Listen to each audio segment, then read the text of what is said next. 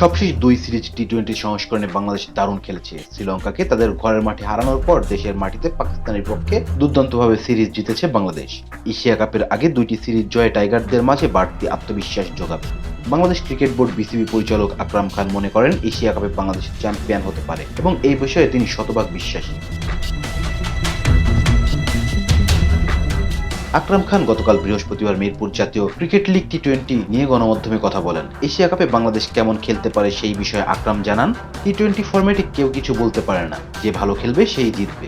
১-২টা ওভারে কিন্তু game change করা যায়। আমি মনে করি যে খুব ভালো একটা সম্ভাবনা আছে, যেহেতু আমরা শ্রীলঙ্কার সাথে সিরিজ জিতেছি, পাকিস্তানের মতো দলকে হারিয়েছি। যদি আমরা প্রপার ক্রিকেটটা খেলতে পারি তাহলে ইনশাল্লাহ আমরা ভালো কিছু করব। এশিয়ান কাপে চ্যাম্পিয়ন হওয়ার স্বপ্ন দেখেন আকরাম খান। চ্যাম্পিয়ন হতে পারবে কিনা এই বিষয়ে জিজ্ঞাসা করা হলে তিনি বলেন, জি 100%।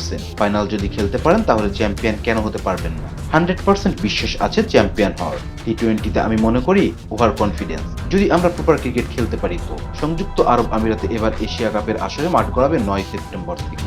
খেলা হবে টি-20 ফরম্যাটে। এশিয়া কাপের জন্য প্রাথমিক দল ঘোষণা করেছে বাংলাদেশ।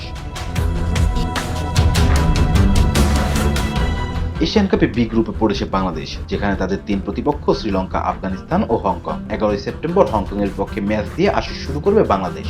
১৩ সেপ্টেম্বর দ্বিতীয় ম্যাচে বাংলাদেশের প্রতিপক্ষ শ্রীলঙ্কা, আর ১৬ সেপ্টেম্বর আফগানিস্তানের পক্ষে ম্যাচ দিয়ে গ্রুপ পর্বের খেলা শেষ করবে বাংলাদেশ। টাইগারদের সবগুলো ম্যাচই হবে দুবাইয়ে, বাংলাদেশ সময় রাত ৮টায়।